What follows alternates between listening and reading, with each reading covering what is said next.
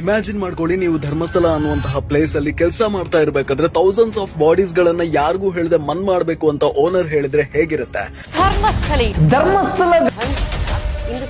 ಒಂದು ಊರಲ್ಲಿ temple trust manage ಮಾಡ್ತಿರುವಂತಹ SDM ಕಾಲೇಜ್ಗೆ ಹೋಗಿರುವಂತಹ ಹುಡುಗಿ ಮಿಸ್ಸಿಂಗ್ ಆಗಿ ಹೋದ್ರೆ ಹೇಗಿರುತ್ತೆ? CBI CID ಇನ್ವೆಸ್ಟಿಗೇಷನ್ ಕೂಡ ಜಸ್ಟಿಸ್ ಡೆಲಿವರ್ ಮಾಡೋದ್ರಲ್ಲಿ ಫೇಲ್ಯೂರ್ ಆಗತ್ತಾ? ಥಿಂಕ್ ಮಾಡಿ, ಓವರ್ 450 ಮಿಸ್ಟೀರಿಯಸ್ ಕೇಸಸ್ ಅನ್ಸಾಲ್ವ್ಡ್ ಆಗಿ ಉಳಿದ್ರೆ ಹೇಗಿರುತ್ತೆ? Right to freedom of speech ಅನ್ನುವಂತಹ ಸಾಂವಿಧಾನಿಕ ಹಕ್ಕು ಇದ್ರೂ ಕೂಡ ಕ್ವಶನ್ ಮಾಡಿರೋ ಚಾನೆಲ್ಸ್ ವಿಡಿಯೋಸ್ ಬ್ಯಾನ್ ಆಗೋದರ ಹಿಂದೆ ಇರುವಂತಹ ಸತ್ಯ ಏನು? As a citizen of Bharat, I have every right to question. August 1, 2023 ಕರ್ನಾಟಕದ CM ಸಿದ್ದರಾಮಯ್ಯ ಪ್ರೆಸ್ ಮೀಟ್ ನಲ್ಲಿ ನಾನು ಸೌಜನ್ಯ ಕೇಸ್ ಬಗ್ಗೆ ಜಡ್ಜ್ಮೆಂಟ್ ಓದಿಲ್ಲ ಅಂಡ್ ಕೋರ್ಟ್ ಡಿಸೈಡ್ ಮಾಡಿದೆ, ಅವರು ಅಪರಾಧಿಗಳು ಅಲ್ಲ ಅಂತ ಸ್ಟೇಟ್ಮೆಂಟ್ ಅನ್ನ ಕೊಡ್ತಾರೆ. Is this justice?